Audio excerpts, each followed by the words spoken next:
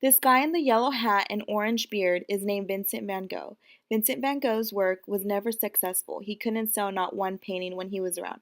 But today his work is admired and loved all around the world and is known as the Western artist. Vincent van Gogh was a Dutch boy. He grew up in the Netherlands, referred to Holland. It's a country located on top of Western Europe where there was lots of flowers and windmills. Vincent van Gogh's dad was a priest and worked a lot at a church around their city. Vincent went to school nearby and he never seemed to click in with the kids around him, so he was always alone looking at the landscape and all the beautiful flowers around him. Van Gogh was a very smart and bright guy. He had lots of jobs from working with his uncle in an art gallery where he got to know about art and inspire it, to being a math teacher at a board school, to being a pastor like his dad, but nothing ever seemed to make him happy. Until one day his brother, Theodore, told him that he was a great painter and he should become an artist. So Vincent painted and couldn't stop, so he decided to move in with his brother in Paris. Theo knew a couple painters and introduced them to Vincent, so he became good friends with one named Paul Gauguin. After living with his brother for 2 years, they didn't get along, so he knew it was time to go. Since Paris got so busy and didn't sell any of his paintings, so he moved South French in a town where there was sun and light. This is where he painted his famous painting of sunflowers. Unfortunately, he still felt gloomy and couldn't explain why. Vincent van Gogh is also known as the guy that cut his ear off. He had got in a fight with his friend over who was the better artist with Paul Gauguin and threatened to cut his ear, but instead cut his own ear off with a razor and also couldn't explain why. After this, Vincent went to a mental hospital in St. Remy, and this is where he spent most of his time painting. But he was also still sad and gloomy, and he didn't eat properly and drank heavily. Vincent van Gogh moved back around where his brother lived and stayed at a hospital over there and continued to work on nature paintings until he killed himself in 1890. Since his death, he became one famous guy. In this video, I'm giving you a little information on Vincent van Gogh's history and two important paintings of his and the meaning behind each one. Two pieces of art that I really liked by Vincent van Gogh are called Iris and The Road with Cypress and Stars. When Vincent van Gogh stayed in a mental hospital in St. Ram, he painted over 130 different paintings, with the surrounding of gardens, since Van Gogh loved nature and flowers. Within his first week in a mental hospital, he began painting iris flowers. And iris were influenced by Japanese woodblock prints. Van Gogh was truly influenced by the Japanese works. The use of black contours in iris is a typical element of the Japanese woodblock prints. It helped to reinforce the expressive power of the painting. In this painting, the iris are ruffled blooms crowd the canvas. The green leaves thirst out the red and orange earth. Iris is an image teeming with life rather than being cut and arranged. These flowers remain rooted in the earth, growing and blooming. This painting is really powerful. This painting of the iris by Vincent van Gogh was one of the top expensive paintings ever sold in 1887. Here is an interview with Joel Finson, Education Department at the J. Paul Getty Museum, talking about his painting. First look at this picture, you get this overall impression of intensity, the intensity of the light, the intensity of the colors.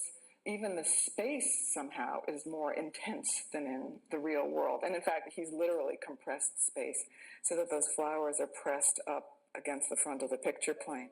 He was a true original, and what he was trying to do here was nothing less than inventing a new language for painting. If you look at irises and think about the different textures, everything has its own distinctive feel. Look at the petals of the blossoms, the petals not only of the irises, but of the marigolds in the upper left-hand corner. The scumbled, raggedy texture of the earth contrasted with the smooth, flat plains of the leaves, and especially that extraordinary interconnected web, that flurry of brushstrokes in the back.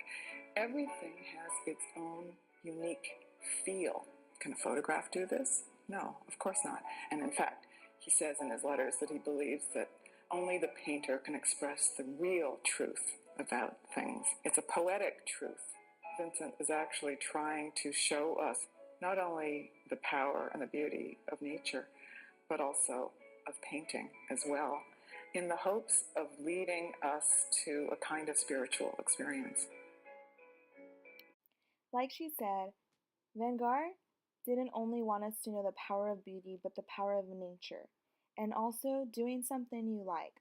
But for him, it was, of course, painting. The second image was called The Road with Cypress. I felt a happy feeling in this painting. Even though Vincent van Gogh's life was very emotional, he made his painting happy. When he was staying at the mental hospital, he liked the trees that were outside, which were called the cypress trees, and the sky, which you can see in this art. The light in this painting is not too moody, not too much darkness, but light painting, and you can tell he had a positive attitude towards the sky. For Van Gogh, the cypress is the ultimate symbol of Provence. The cypresses still preoccupy me, he writes to his brother Theo. I like to do something with them, like the canvases of the sunflowers, because it astonishes me that no one has yet done them as I see them, and that cypresses were always occupying his thoughts, and that he found them beautiful of line and proportion like an Egyptian obelisk. In ancient Egypt, obelisks were often found in Paris. Some were very high, but some were very tall. They were very heavy and very impressive, and has four sides and tapers towards the top of the pyramid-shaped point. In ancient Egypt, these huge structures were cut from one huge piece of incredibly heavy stone.